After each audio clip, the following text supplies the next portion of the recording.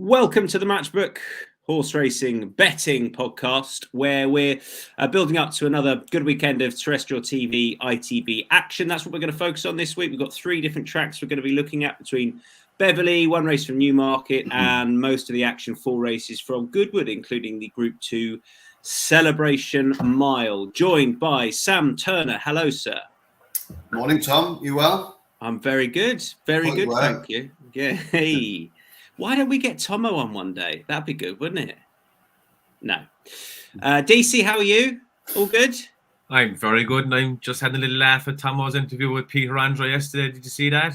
No, I genuinely didn't. I'll send it on again after this. Very good. But other than that, fantastic. Okay. Every interview with Tomo is a good one. Every interview with Steve Jones is a good one. How are you, Jonesy? Oh, big fella. Good, that'll do. He's gone early there, hasn't he? He's gone early. I tell you, normally you want to keep that one till a little bit later. Right, let's have a bit of a recap.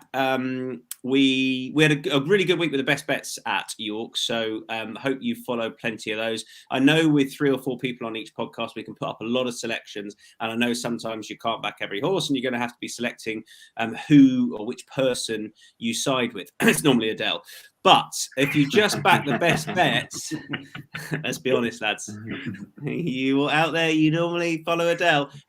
We hit £23 profits to, this is at SP, to a £1 stake on our best bets across the 4 days. And we put up, I think, 4 best bets. We put up an average of 4 best bets a day. Some had 3, some had 5. So all in all, we did very well. Deasy had a good week. Plenty of those were his, including Winter Power was the biggest price of them. Well done with that, Dease. Don't want to miss her out. Yeah, don't forget her. Yeah, very absolutely. So I hope you followed there. As far as the ongoing offer goes, this is what it looks like. 0% commission on all sports for 30 days. It is for new customers only, 0% commission, all sports for 30 days. If you look on the odds checker grid, you'll very likely be getting best odds anyway with the Matchbook exchange, and that's with your 2% commission of the net win. But 0% commission means you'll almost certainly be going to be getting best odds. You must use the bonus code INSIGHTS for that. It's on all sports for 30 days. Before we get stuck into the previews, just a reminder that if you're listening to this and you're worried you don't have time to go all the way through, you can recap all the bets at insights.matchbook.com, insights.matchbook.com for that. If you're watching, give us a thumbs up, the metaphorical one, the one that you click on, and subscribe.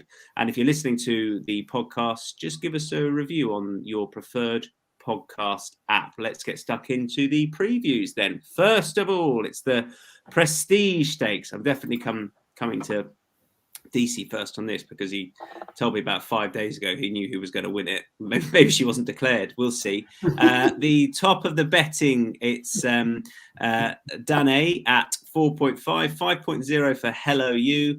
Clitheroe is 6.5, very expensive breeze up purchase. Tinderbox is 9.5, as is Value Theory. And then we get stuck into the double figures. So, DC, has she been declared the good thing? She has. Hello You, second favourite. This is actually a really good race, and I enjoy going through because I wouldn't know a lot about a lot of the horses, but Hello You was probably the standout for me for a few reasons. First, she's taking a bit of a drop in grade here, and she's going up in trip. Now, she finished 6th at York, but she actually ran very well, and she was stuck in behind a wall of horses, kind of just come into the last furlong, but still got out and ran on well. She's been unlucky enough this season, I think, that she's running a lot of good races. She's been behind Sandrine a few times. Hopefully these are calmer waters, although there could be a few in here that could be anything, but I think that I think going up to 7 as well could be the making of her, and I think she deserves a bit of luck. This could be a nicely winnable race, and I would fancy her to go very well, even at the price of 5.0. And the other one that I just had a bigger price while I was going through, I spotted Ralph Beckett's horse, Prosperous Voyage. Now, she this is going to be her 4th run as well. She won at Epsom on her 2nd run, again coming from the back and powering away from them. And last time at Chester, she had the worst draw, got stuck in behind and kind of held out wide. She had to go wide around the bend, and she finished a half length second to the favourite Nuance, who had stalled one and the rail all the way around. It was a very strong finishing effort. I can see her that she could definitely be like just an in-play as well if you want to back her before the race. Stick in, if she's going to go 14.0, Tom, is it? Yeah, I'm gonna nod at that. Yeah, well, 15.0. Sorry, 15.0. So you could back her before the race and stick in an in-running lay bet at about 5.0, 6.0. You get your money back and you have a free bet then on her winning if that's the way you want to play it. But I think she'll be thereabouts, and like she'd be like I'd probably have a small win and definitely a 3/4 place on her on the 3 places, because I think that she'll be finishing well and she's probably better than a mark of 86. That is Prosperous Voyage, but the main play is Hello You. Yeah. That's the same for Jonesy. I know you got two you want on side. I was Jonesy. I just throw a question at you over with Hello You because I was really tempted by her. I think she's probably got the best form. But the one thing that just put me off her at the prices, and the reason I haven't sided with her, is I just worry about her settling up in trip. For all I think she wants it, at the end of the race, I just worry whether she'll settle over. Is that a concern for you, Steve? Yeah, that was my worry. I'm not as strong on Hello You as Deasy sounds to be. I thought she ran very well at York, and I thought she definitely wants to go up to 7 furlongs. But she was keen at York, and she has been keen in the past. And that form behind Sandrine, where she finished runner-up, first of all, in the Albany, and then she finished 3rd behind Sandrine at Newmarket and the Duchess of Cambridge. This is why I was keen on Hello You, because both times Oscula was behind her, and Oscula won the race that Danae, who is favourite for this race, was 3rd in at Deauville last time. And although Danae probably came from a bit further back than ideal, a strict interpretation of the form gives Hello You the edge. And for that reason, I thought Hello You should be favourite. But I think it's quite a tricky race, this one. I think although she sets the standard, by the nature of the race, it's a 2-year-old fillies race, there's a lot of improvers in there, and one is Clitheroe. I was expecting Clitheroe to be a bit longer and a bit of a better price, to be honest, because she is a maiden. She should have probably won at Newbury on her debut, but it was inexperience that counted against her, and she didn't get the clearest of runs. I think she's got a very good chance, but again, the market found her. I couldn't find a great angle in with this. I think Hello You sets the standard, and for that reason, I'll go with her. But I'll be keeping an eye on Clitheroe. But it's not a massive stakes race for me. Okay, so basically, small Hello You. I'm the same with regard to having a bet. I will, but it'll be a very cagey, looking to trade angle on Value Theory, who I think is the most likely pace in the race.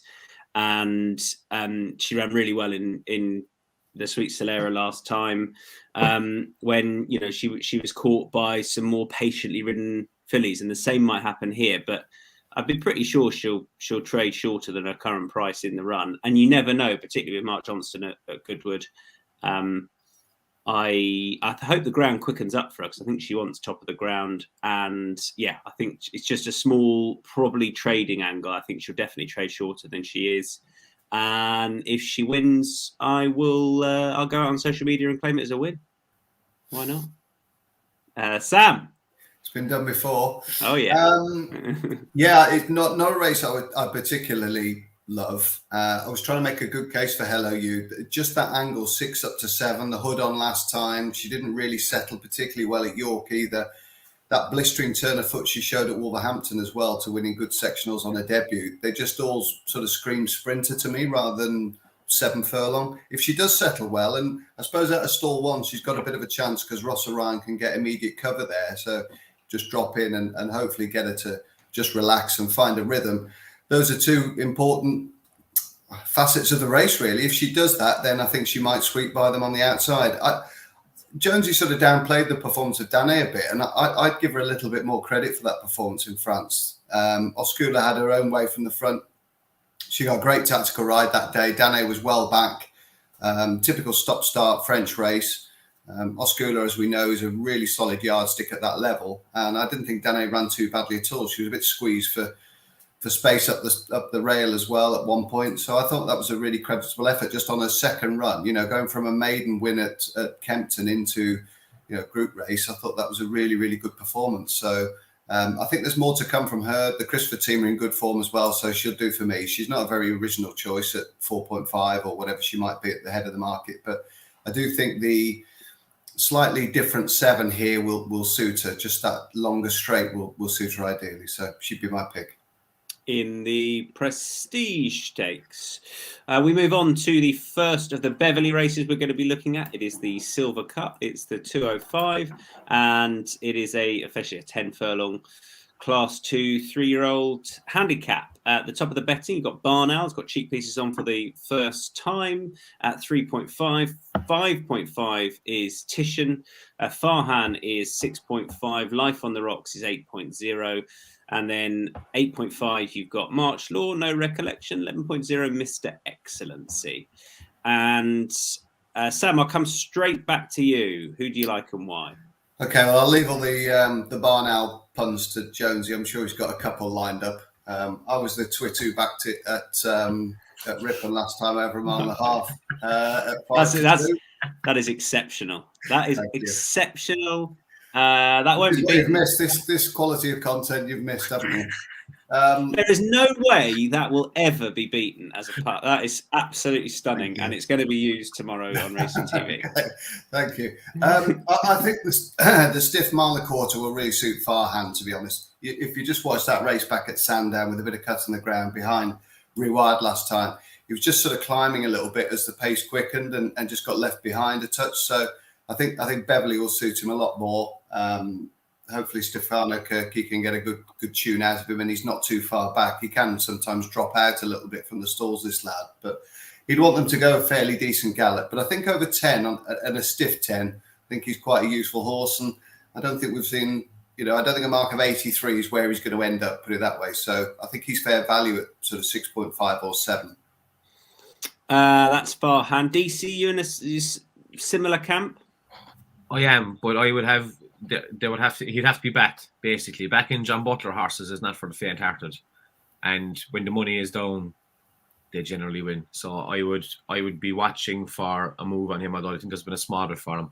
I know Stefano Trocchi as well is sponsored by someone close to that yard, so I think that's probably a good indicator as well that they're going for it tomorrow. He was a nice horse. I like as Sam said there now, it was an eye catcher on the last time, and he has a bit of back form there at the start of the season there behind No Recollection in York. Like, so I would be, if the money comes for him, I'd be very sweet in him. And the other one I liked was Titian, William Haggis's horse. I was actually looking at this on Monday and Tuesday when the decks came out, and William Haggis had 3 in there, and this is the only one that's been left in. And the other 2 horses were higher rated. I think one of them was rated 102 and stuff. So and this is the one he's gone for. He finished 3rd behind Heights of Abraham last season at Doncaster, and Heights of Abraham was absolutely smashed up. And Titian was coming there towards the end. Like, I think the step up and trip will suit him.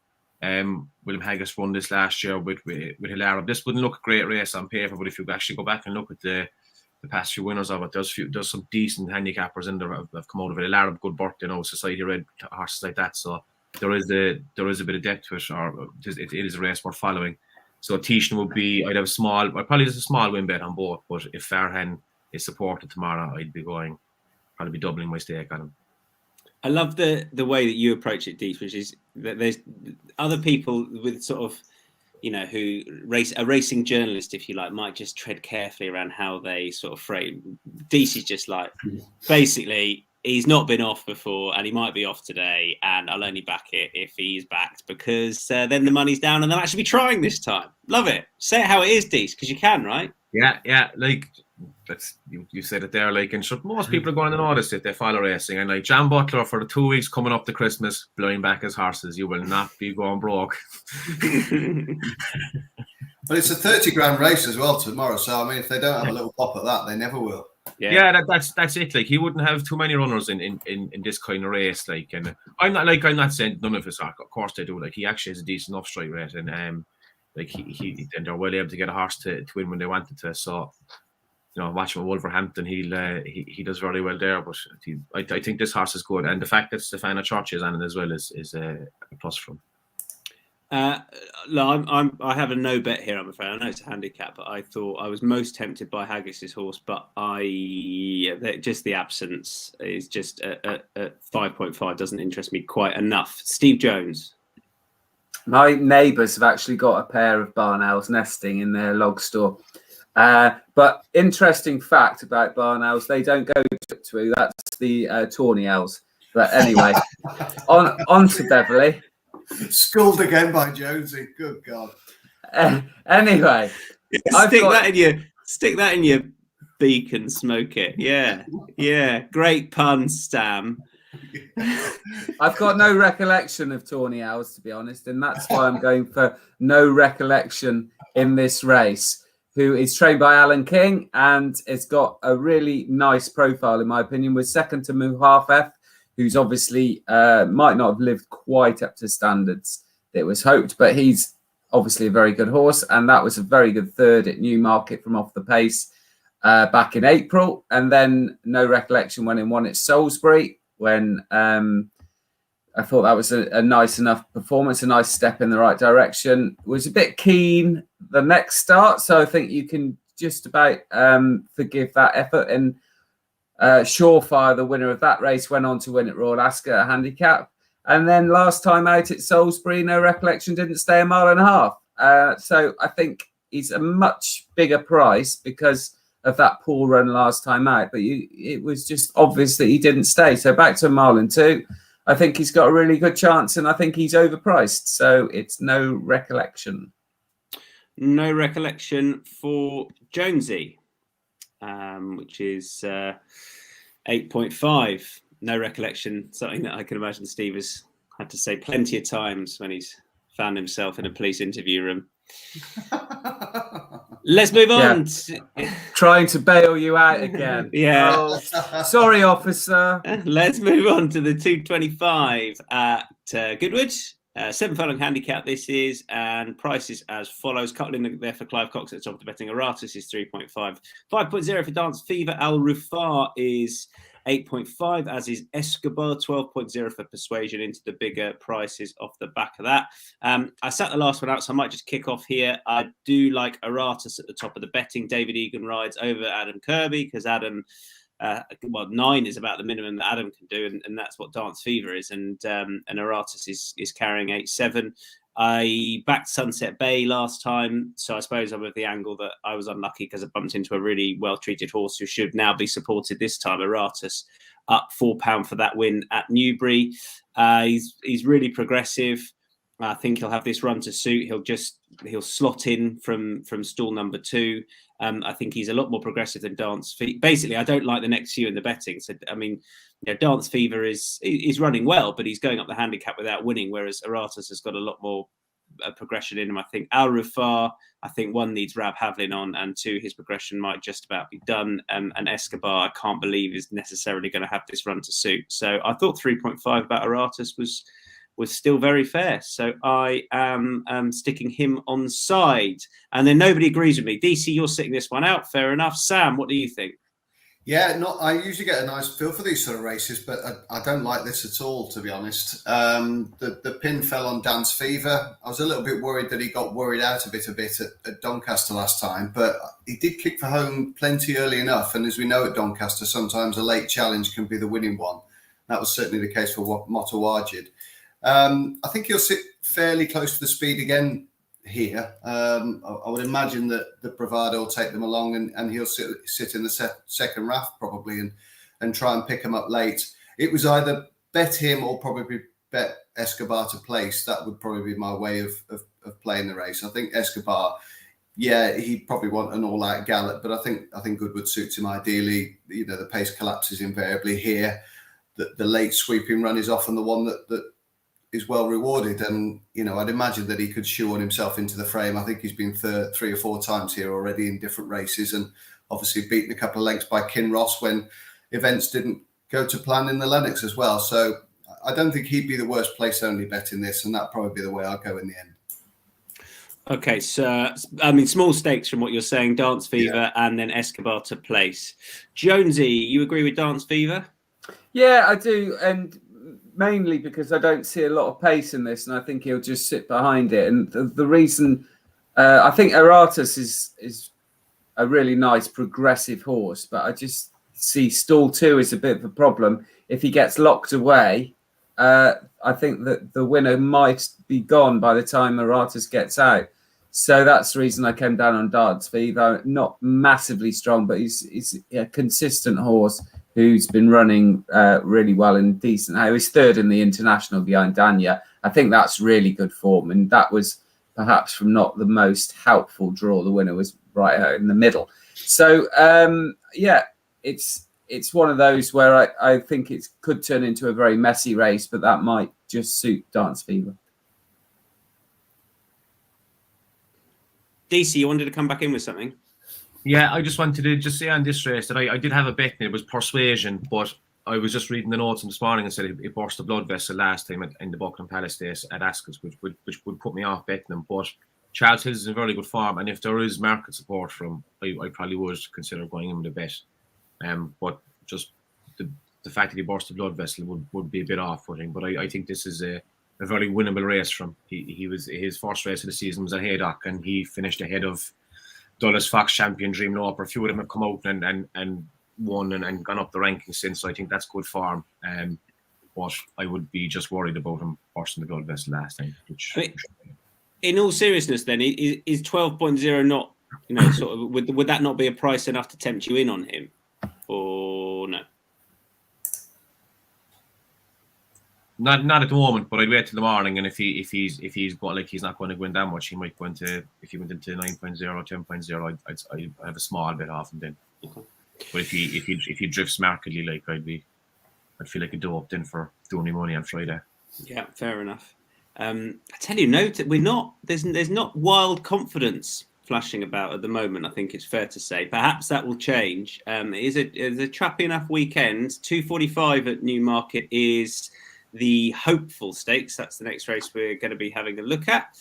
And at the top of the betting, you've got Tabdeed at 3.0, Royal Crusade 7.0, Summergand is 7.5, 9.0 for Cardem in the blinkers for the first time. Same price for Royal Scimitar, then into the double figures. I think this is an interesting race. I'm going to get abuse for my selection. I know that much. So, Steve, kick us off. I just thought that Tabdeed was set the standard by quite a considerable margin. It's been running in really good races, including Group 1s, when he didn't run particularly well in the Sprint Cup last year, but that was probably down to the soft ground. On a better surface, he's got a great record. He's relatively fresh. He's only had 2 runs this season. The first of those was when 4th in the chip chase on the all-weather at Newcastle. And last time, he wasn't beaten far, half a length behind Happy Romance and Diligent Harry, which I think is good form in the Hackwood at Newbury. I think this is it's a step down in grade because this is a listed race, but I think it's a step down in the class of the race. I think this is an easier race, and I just think he's got a hell of a lot going for him. And I know he's not a big price, but I think he'll win. Sam? Hopeful stakes, well named for me, because that's all it could be with this race. I went up and down it for about an hour yesterday. Couldn't find an angle in particularly. Ended up with Tabdeed just for many of the reasons that Jonesy's just outlined. I will probably have a very, very small place bet on Extraordinaire just because he runs the track so well. I think he was 66 earlier on in the week. He's got loads to find on official ratings, but I thought he might just nick 3rd from the front, and that'll probably be the way I'd play it. Interesting. Extraordinaire, yeah, 34.0. You say runs a track well. I just wanted to... Do you see this as a front runner's track, or does it depend on the pace, or how do you sum up the track? I think you can get loose on the speed. Some meetings have certainly shown that, I think. Whether he's got the class to withstand 110 horses late on is very much open to question. It would be a small bet for me, and admittedly, when he was 66, and he might be 67.0 tomorrow, you just don't know the way that the market could bounce back. I I'd just have a small bet on him, even with a view of perhaps trading some of it as well. He might be vulnerable late on, but he stays 7 well. He's drawn 1. If there is a little bit of a bias over on that far rail, then he might be one to exploit it. It's just a daft bet at a big price, really. No, I hear you, and you can often get a little bit of a bias one side or the other, and it's worth keeping an eye on whichever track they're on, near or far side, what's happened earlier on in the day. I said I was going to get abuse from my selection. Now I've seen who Deasy's put up, so off you go, Deasy.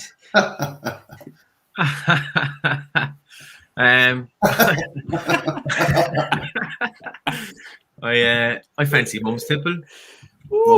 I've been waiting for Mum's Tipple to get back over 6 furlongs on rattling fast ground for a while, and I like the price. Like, there's a lot of these some of these are going to take a lot of beating. Like he, and I know this is a very strange angle, but it was actually almost 2 years ago to the day that he won that race at York by 11 Yanks, absolutely smashing up over 6 furlongs on rattling fast ground. Richard Hannon did the same thing with Happy Romance there recently, that she won exactly a year to the day from when she won last season. So maybe you've been talking to Richard during the week, Tom. Were you? No. You got to wait for the name drop. You got to wait. Well, we know what name drop is coming. But Mum's Temple, they've tried putting them up to 7 and up to a mile. It's never worked. 6 furlongs, fast ground, cracking win place betting this. I think I'll go even stakes, win place. Some of these are like Royal Scimitar kind of interested me, but I think this is actually probably a step up. Royal Scimitar has gone up a good bit in the weights for not winning, and is an admirable horse. And Summergand, I think he won this last year. Like, once he hit the rising ground, he absolutely flew home. So he'd be interesting as well. Tabdeed is the class horse in the race. I thought he'd be a bit shorter, but I'm happy enough to stick with Mum's Tipple win place. I think that he can go close. Level stakes win and place? Yeah. Okay. What is your tipple out of interest, Deasy, if you could have something? Oh, Carl's light nap. No. If there was a bottle of something, because if Mum's Tipple wins, then there's a bottle of whatever you like coming your way, Deasy. There's added. A bottle of Redbreast whiskey. Perfect. Yeah. That sounds frighteningly expensive, and I'm now. No. It's about £30 a bottle. Okay. Very nice. Yeah. Well, look, my bet is I appreciate it's a really just grim.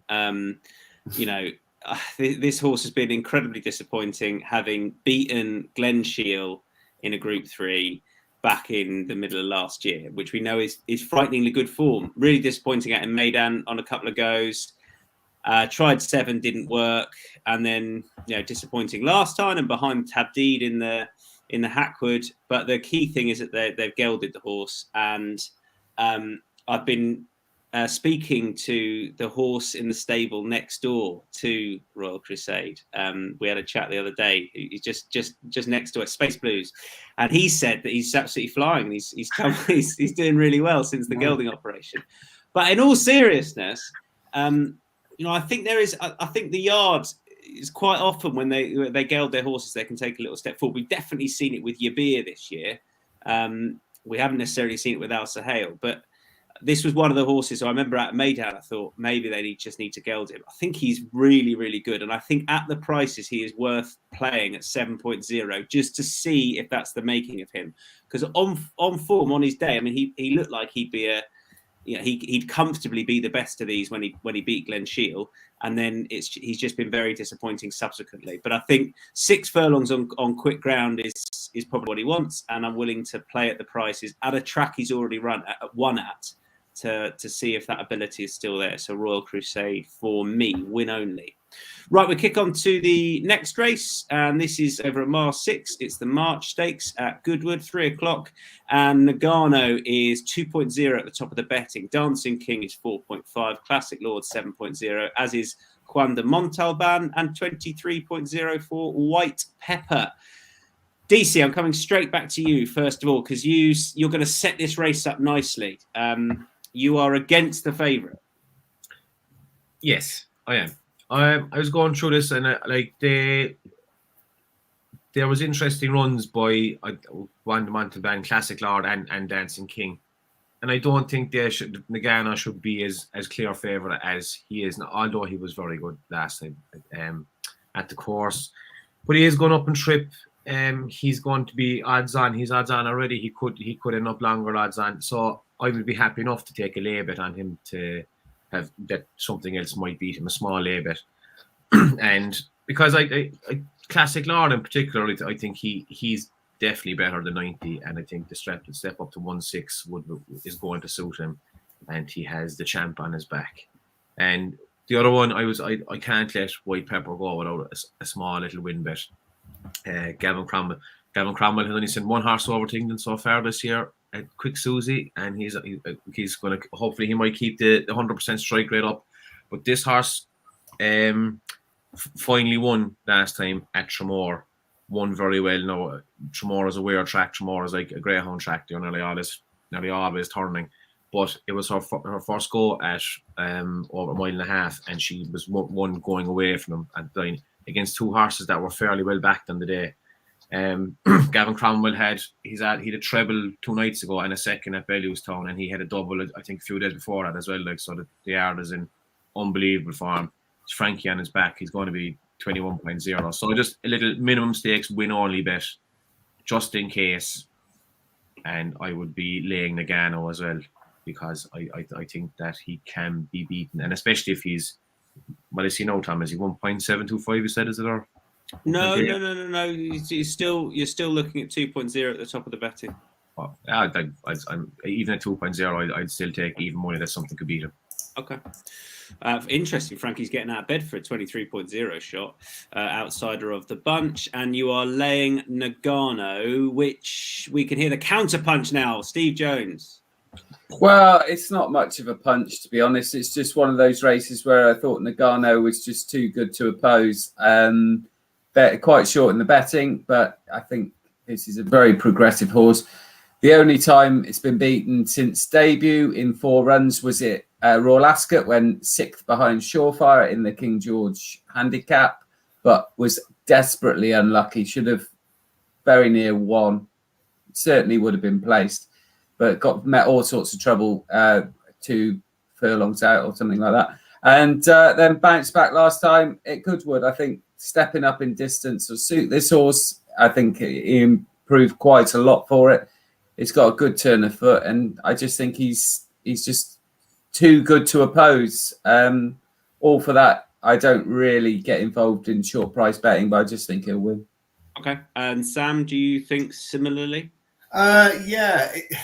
I can understand Dease having misgivings about the horse, because he did weave around when he hit the front a little bit at Goodwood. I felt he was hanging the latch a little bit as well, waiting for something to come and challenge him. The flip side of that is that he's clearly got a fair bit left in the tank, and he didn't really enjoy the run of the race at Ascot at the time before, otherwise could have been even closer. So I think he is the potential class angler in the race. Whether a 5-runner race around Goodwood is going to see him, delivering his best performance and at his full effectiveness is open to question. I wonder whether he's probably a better horse than the hurly-burly of a big handicap where the pace collapses a bit late on. So I do think this race in some respects is there, and he could be vulnerable for a bit of a turnover at even money. But I do think he's got the most ability in the race, so it's a bit of a difficult position, really. I would put him up as a nominal selection, but I wouldn't want to back him at evens, if that makes any sense. And I certainly wouldn't want to back him at 8 to 11. Yeah, fine. And if Deasy keeps laying, what would there be a price that would tempt you in? Yeah, well, I mean, once Deasy gets busy on the lay button, I'd probably take a chance at 6 to 4, 2.5. If he went out to that, I'd probably take a chance. But I can't see it, because these varying beasts are invariably overbet. I think that probably is a long-term strategy. I think if you probably look to take on this type 100 times, I think you'd probably end up with a fairly healthy win percentage. A nice little profit in the P&L column, I would think. Betting these overbet sort of varying horses can be a way forward, I think. Laying them or laying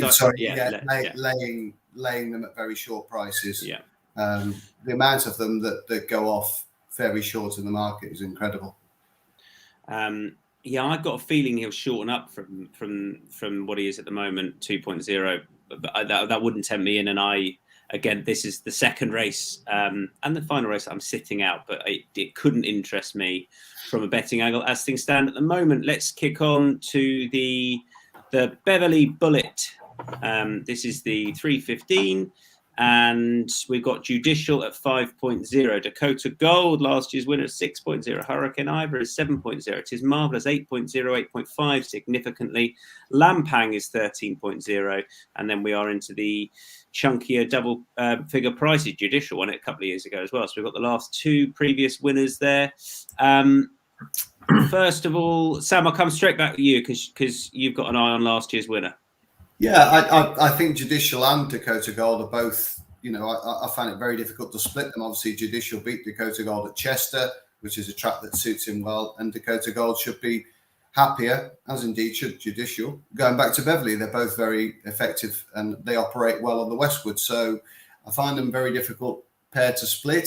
Obviously, Dakota Gold has had that recent run just to put an edge on him at York, where he was poorly drawn, showed up well for a good percentage of the race behind Winter Power, but obviously hadn't got the quality, the speed to lay up with that filly and indeed the American challenger. So although he was stuck away from the action a little bit, I thought he ran a little bit better than the finishing position and the losing margin suggested. So I would just go with him, win and place. I think he's a slightly bigger price.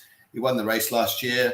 He's a little bit younger than Judicial, although Judicial shows no signs of slowing down or aging, unlike this tipster. So I would probably, have a split stakes the two or back Dakota Gold each way. That's probably the way I play, really, because I think both of them back at the Westwood, they operate well there, and they should both give their running.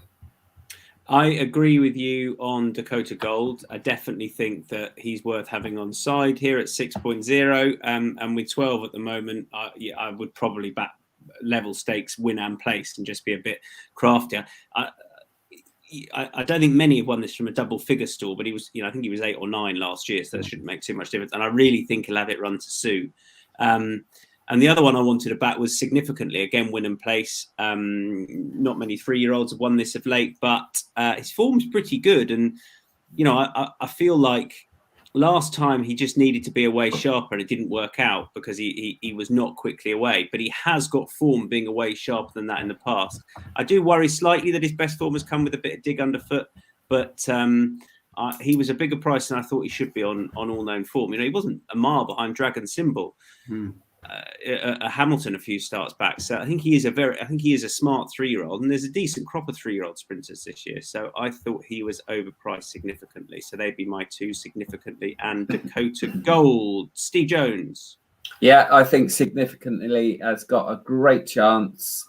It was a bit strange last time at Ascot because usually Significantly is pinging out the gates, and he didn't do that last time. So it's bit of a puzzling effort, and he was also on his own, and there was only 6 runners. He was on his own on the far side, and it was a bit of a messy race, and Tis Marvellous was only just in front of it. I'd be inclined to think that wasn't Significantly his form, and if you go back to his best form, he beat Hurricane Ivor at Ascot on King George Day. I know he's worse off at the weights, but this is a really sharp horse. That's what you need in this race, is a really quick horse. I know it sounds strange, a stupid thing to say, over 5 furlongs, but it tends to suit horses that can get away and get travelling and then see it out. I don't see this as a race where much comes from off the pace. I think that was a good run. His win at Royal Ascot showed his versatility because that came on heavy ground. I don't see the fast ground being that much of an issue. I think there's others in here who prefer it softer, and I'm not convinced Significantly it's gonna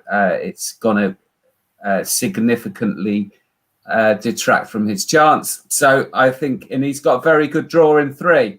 The other one I like is just drawn 1 inside him, and that's Lampang.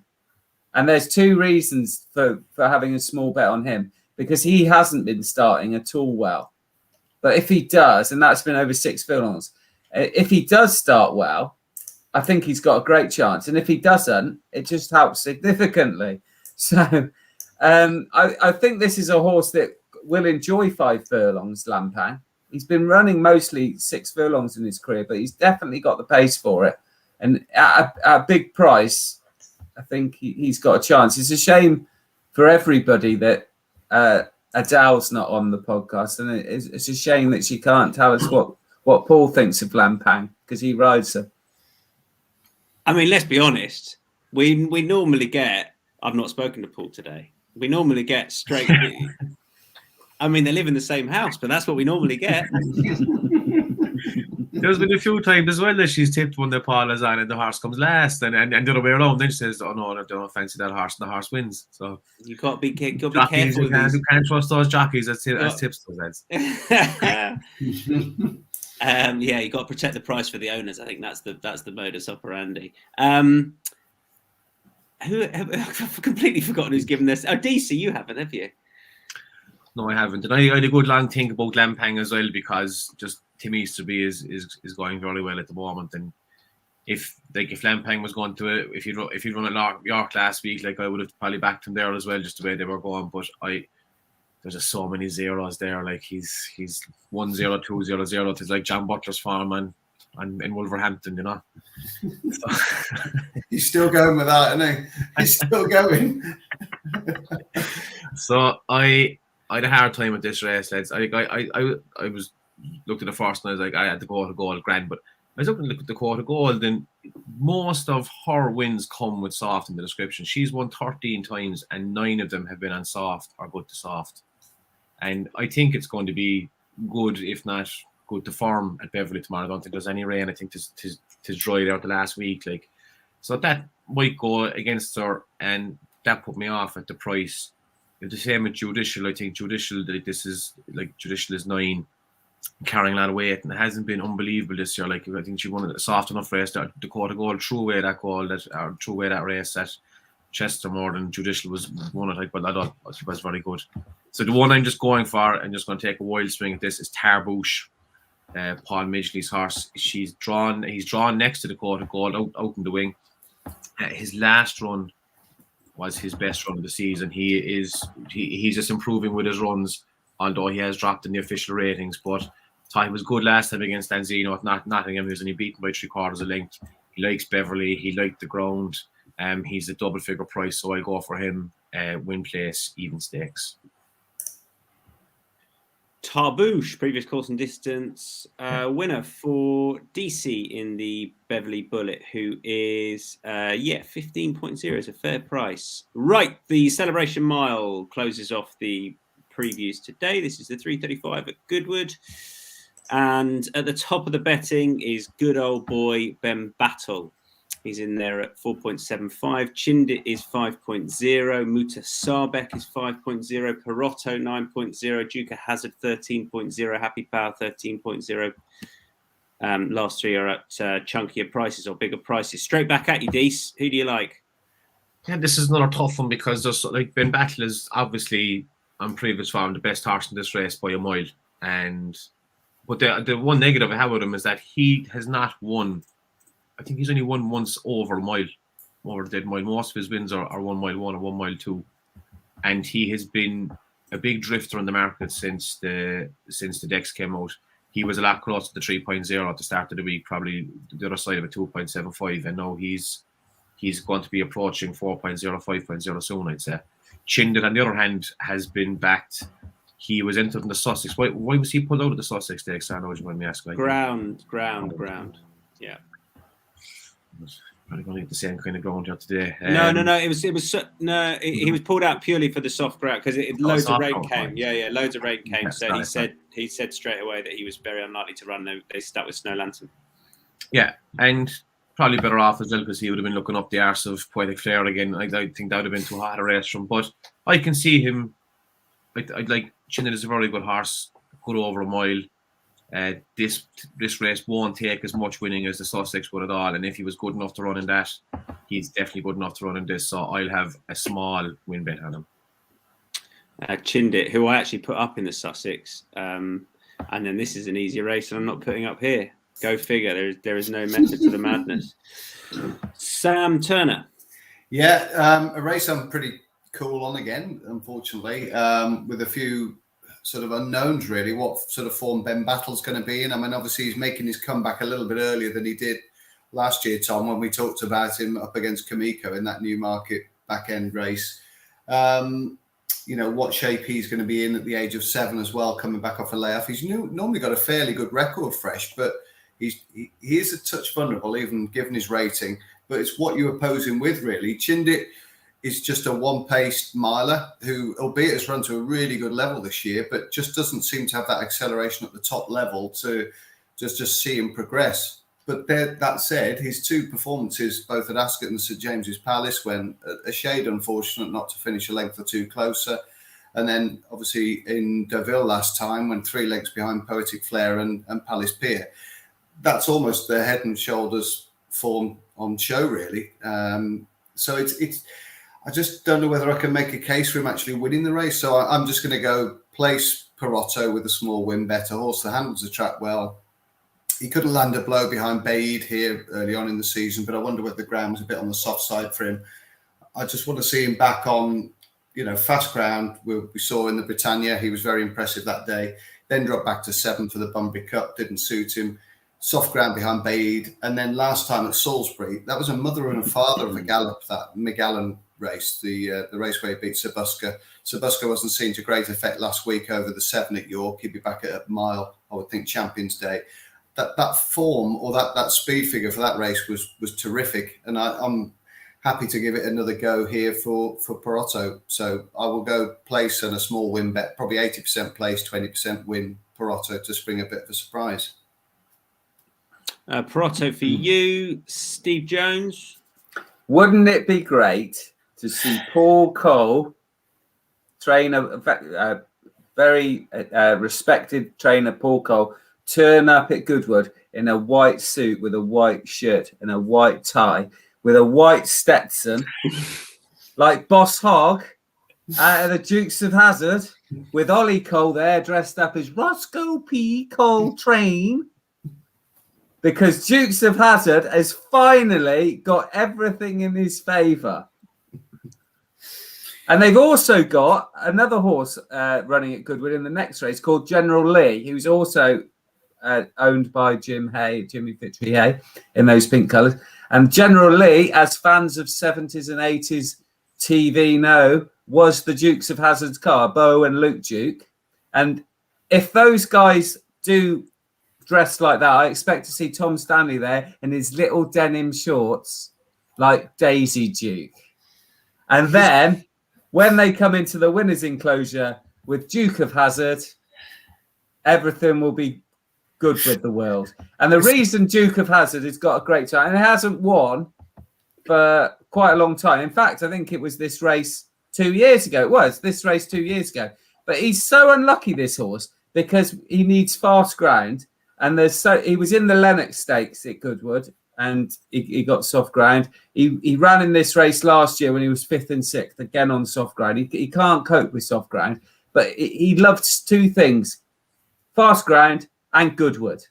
And that's exactly what he's got. I thought he ran really well last week at York when the race wasn't particularly run to suit. That was by Real World, who, as we know, is a very smart prospect who's probably better than that Group 3 level, undoubtedly.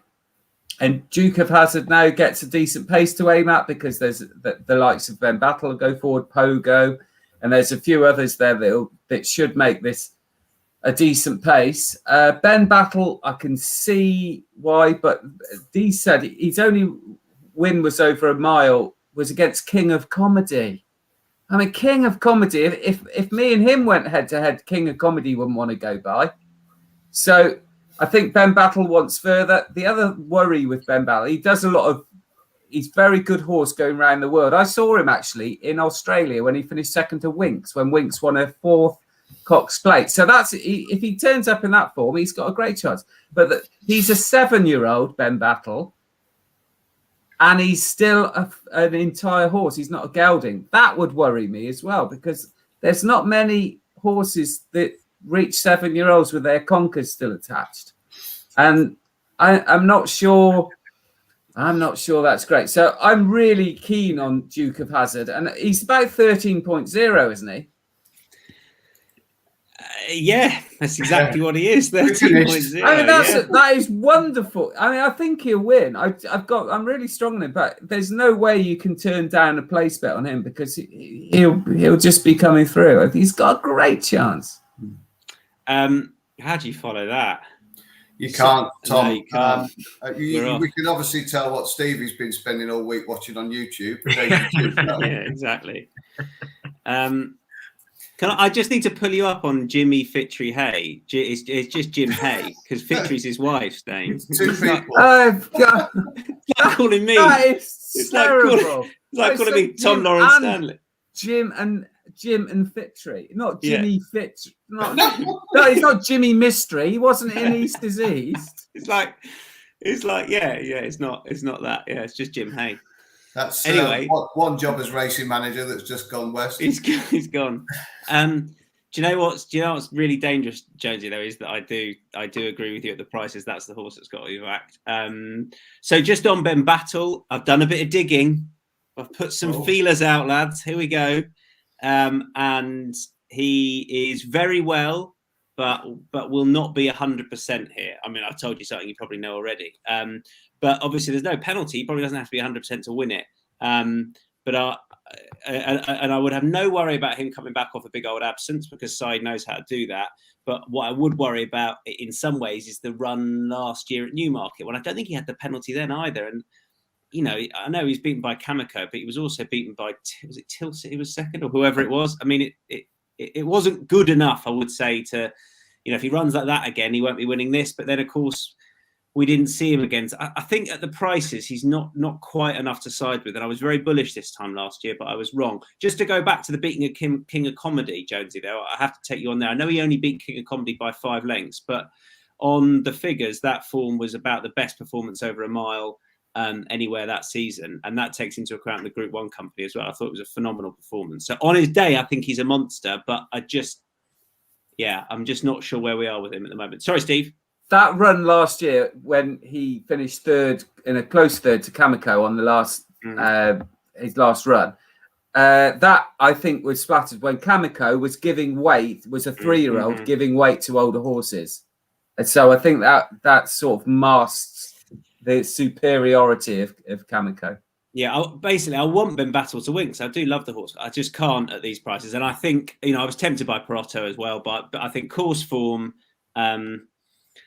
But Paducah has the bigger price. We know that he likes Goodwood and quick ground. You know, the Doylers had a couple of goes on him recently. He's having another go here, and I'd be more in the place market. But I thought he was probably the most sensible bet. I couldn't be too confident about Mutasabek at the prices. For all he looked much better last time, but he's got to prove it against really good horses, as he's yet to do that. So yeah, I'm small win and place on the same selection as Jonesy, but just not as fun a case made. There we go. Best bets. Steve Jones, who's your best bet? Oh, I've really chickened out this week, and I'm going to go Tabdeed at Newmarket. Not Duke Hazard after all that. No, I know. Tabdeed at Newmarket. Micheál Deasy, your best bet. Hello, you in the first race. 150. Hello, you in the Prestige. Sam Turner, you looking elsewhere? I've got 2. Is that all right? Yeah. Small win and place. Reasonable win and place. Ravens Ark in the 4:45 at Goodwood. Didn't think it got the best of rides from the best of positions at Sandown last week in one of those Sunday sizzler races, as you like to call them, Tom.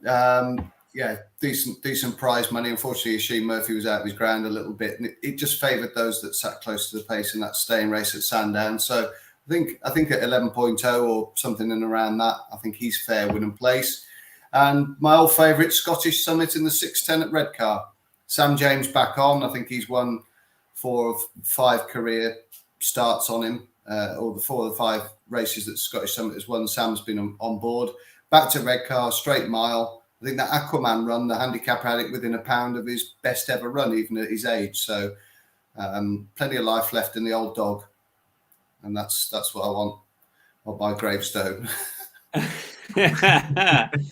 Plenty of life in the old dog. So Scottish Summit in the 6:10 Redcar, Ravens Ark in the 4:45 at Goodwood. I've got a couple as well. Aratus is the best bet of the ones we put up, but you know, yeah, he'd be the best of those put up. But you know, he wouldn't be sort of crazy stakes for me in the 7 furlong handicap. But I did think he was the rightful favourite and would likely go off shorter.